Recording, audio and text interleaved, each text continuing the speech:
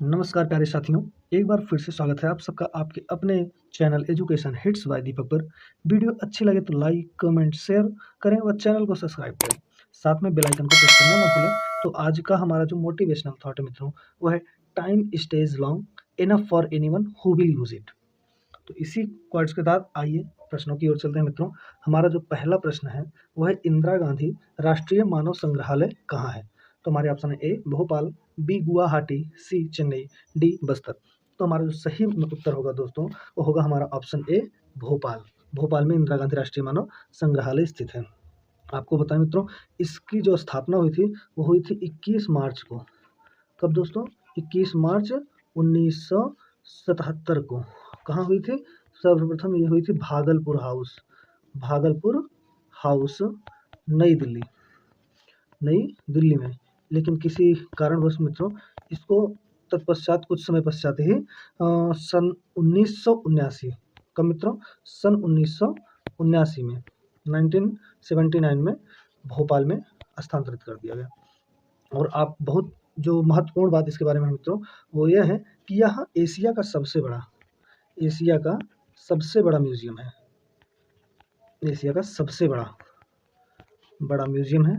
और यही नहीं, यह ओपन एयर म्यूजियम भी दुनिया का भारत का, क्षमा कीजिएगा, एशिया का सबसे बड़ा ओपन एयर म्यूजियम भी यही है।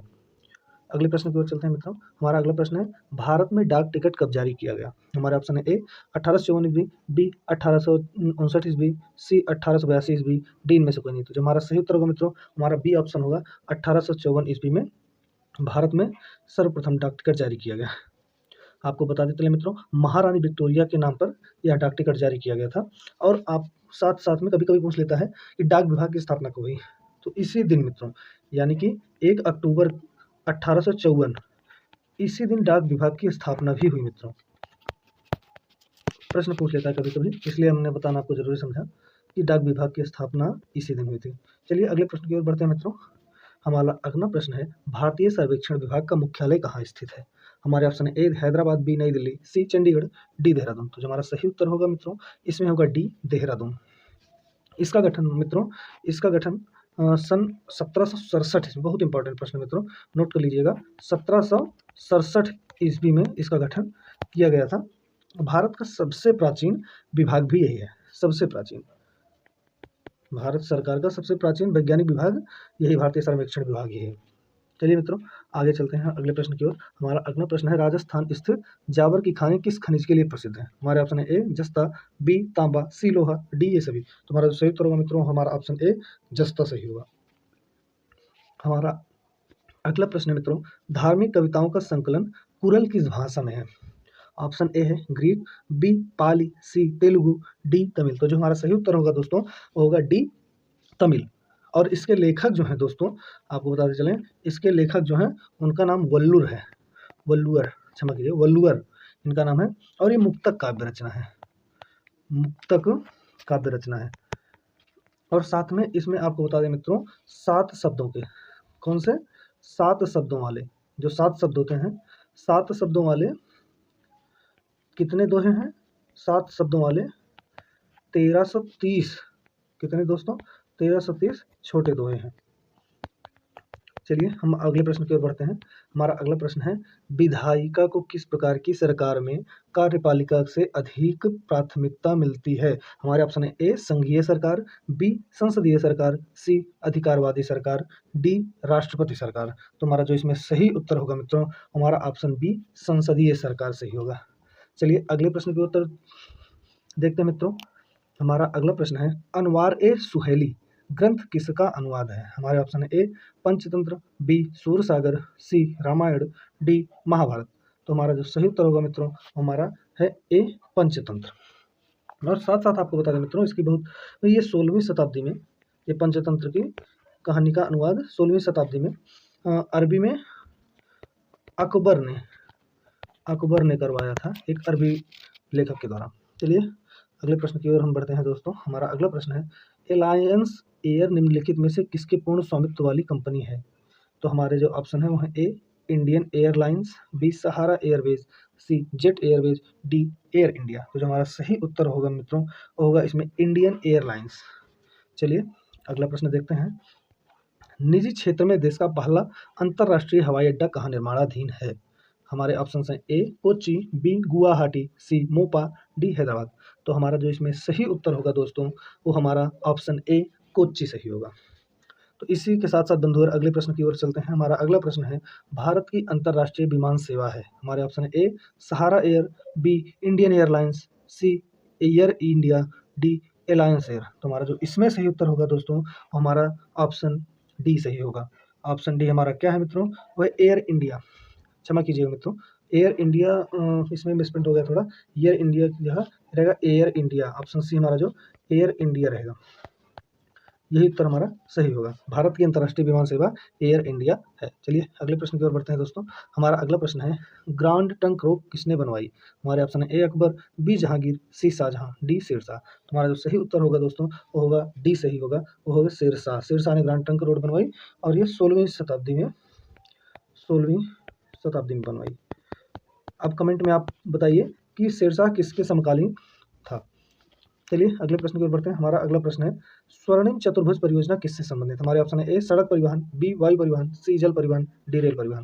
तो इसमें जो हमारा सही उत्तर होगा मित्रों होगा ऑप्शन ए सड़क परिवहन स्वर्णिम चतुर्भुज परियोजना से संबंधित है। चलिए अगले प्रश्न की ओर रुख करते हैं। हमारा अगला प्रश्न है, पूर्व पश्चिम एवं उत्तर दक्षिण एक्सप्रेस राजमार्ग एक दूसरे को काटते हैं। ऑप्शन हमारा है ए ग्वालियर में, बी सागर में, सी भोपाल में, डी झांसी में। तो हमारा जो सही उत्तर इसका होगा दोस्तों वो होगा ऑप्शन डी झांसी। झांसी में पूर्व पश्चिम उत्तर दक्षिण एक्सप्रेस राजमार्ग एक दूसरे को काटते हैं। चलिए अगले प्रश्न की ओर हम बढ़ते हैं। हमारा जो अत्यंत महत्वपूर्ण मोस्ट इंपॉर्टेंट क्वेश्चन है मित्रों, यह प्रश्न कई बार कॉम्पिटेटिव एग्जाम्स में पूछा जा चुका है और पूछा जाता रहेगा क्योंकि ये बहुत ही मोस्ट इंपॉर्टेंट कहिए इसको, मोस्ट इंपॉर्टेंट क्वेश्चन है मित्रों। तो हमारी जो ऑप्शन है, हमारा जो प्रश्न है वह है, राष्ट्रीय राजमार्ग संख्या 7 कितने राज्यों से होकर गुजरती है? हमारे ऑप्शन हैं ए 4, बी 5, सी 6, डी 7। तो इसमें कहीं कहीं आपको उत्तर मिल जाएगा मित्रों 7, लेकिन सही इसका जो उत्तर होगा होगा ऑप्शन सी 6। आपको बताते हैं कि ये 6 राज्य कौन कौन से हैं जहाँ से ये राजमार्ग होकर गुजरता है। वो है मित्रों, पहला हमारा यूपी यानी कि उत्तर प्रदेश, दूसरा है हमारा मध्य प्रदेश, क्या है मित्रों, मध्य प्रदेश। तीसरा जो हमारा राज्य है वह है महाराष्ट्र। चौथा जो है मित्रों वो है कर्नाटक। याद कर लीजिएगा इसको मित्रों राज्यों को कि कहाँ कहाँ से होकर निकलती है। अगला हमारा है तमिलनाडु। कितने हो गए, उत्तर प्रदेश, मध्य प्रदेश, महाराष्ट्र, एक बाकी रह गया मित्रों जो हमारा है लास्ट आंध्र प्रदेश। आंध्र प्रदेश, इन 6 राज्यों से होकर ये राजमार्ग गुजरता है, उत्तर प्रदेश से, मध्य प्रदेश से, महाराष्ट्र से, कर्नाटक से, तमिलनाडु से, आंध्र प्रदेश से। और इसकी जो कुल लंबाई है दोस्तों, जो इसकी कुल लंबाई है वो है 2369 किलोमीटर।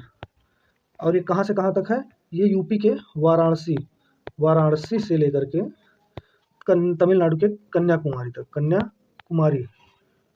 कन्याकुमारी तक है। कहाँ से दोस्तों, इसकी कुल लंबाई है 2369 किलोमीटर और ये उत्तर प्रदेश के वाराणसी से लेकर के तमिलनाडु के कन्याकुमारी तक जाती है। चलिए अगले प्रश्न की ओर बढ़ते हैं मित्रों। और हाँ, साथ में आपको बता देते हैं एक बहुत ही जरूरी टॉपिक है, ये भारत का सबसे बड़ा राजमार्ग है, सबसे बड़ा राजमार्ग है भारत का। याद कर लीजिएगा इसका नाम है राजमार्ग संख्या 7। ये भारत का सबसे बड़ा राजमार्ग भी है। चलिए अगले प्रश्न की ओर बढ़ते हैं। हमारा अगला प्रश्न है, निम्नलिखित में से कौन ऊर्जा की गैर परंपरागत स्रोत की श्रेणी में आता है? हमारे ऑप्शन है ए कोयला, बी बायोगैस, सी प्राकृतिक गैस, डी पेट्रोलियम। हमारा सही उत्तर होगा मित्रों बी बायोगैस। अगला प्रश्न देखते हैं। हमारा अगला प्रश्न, निम्नलिखित में से कौन ऊर्जा को परंपरागत स्रोत नहीं है? हमारे ऑप्शन है ए प्राकृतिक गैस, बी खनिज तेल, सी भूतापीय ऊर्जा, डी कोयला। तो हमारा सही उत्तर होगा दोस्तों होगा सी भूतापीय ऊर्जा का परंपरागत स्रोत नहीं है। अगले प्रश्न की ओर रुख करते हैं। हमारा अगला प्रश्न है, निम्नलिखित में से किस प्रकार की ऊर्जा से सबसे कम वायु प्रदूषण होता है? हमारे ऑप्शन है ए जलीय ऊर्जा, बी तापीय ऊर्जा, सी नाभिकीय ऊर्जा, डी सौर ऊर्जा। तो हमारा इसमें सही उत्तर होगा दोस्तों होगा हमारा ऑप्शन डी सौर ऊर्जा, यानी कि सौर ऊर्जा से सबसे कम वायु प्रदूषण होता है। चलिए अगले प्रश्न की ओर आगे चलते हैं। हमारा अगला प्रश्न, मूंगफली में दाने का औसत प्रतिशत होता है? हमारे ऑप्शन है ए 50, बी 65, सी 70, डी 85। हमारा उत्तर जो सही होगा मित्रों होगा ऑप्शन नंबर सी 70%। मूंगफली में दाने का औसत प्रतिशत होता है, जो औसत प्रतिशत है वो 70% है मित्रों।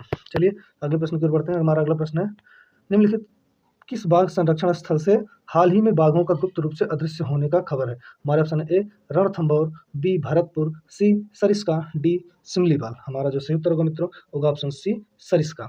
सरिस्का बाघ संरक्षण स्थल से हाल ही में बाघों का गुप्त रूप से अदृश्य होने की खबर आई है। चलिए अगला और लास्ट हमारा जो प्रश्न है मित्रों, वह विश्व का सर्वोच्च पर्वत शिखर एवरेस्ट नेपाल में किस नाम से प्रसिद्ध है? ए त्रिकूट, बी धवलगिरी, सी गौरीशंकर, डी सागरनाथ। तो हमारा जो सही उत्तर होगा दोस्तों, वो हमारा ऑप्शन नंबर ए ही सही उत्तर होगा। विश्व का सर्वोच्च पर्वत शिखर एवरेस्ट नेपाल में त्रिकूट के नाम से जाना जाता है। तो मित्रों आज का वीडियो बस इतना ही, आप सबसे विदा लेते हैं। वीडियो अच्छी लगी हो तो लाइक करें, कमेंट करें तथा चैनल को सब्सक्राइब करें। आज के लिए इतना ही। जय हिंद, जय भारत, धन्यवाद।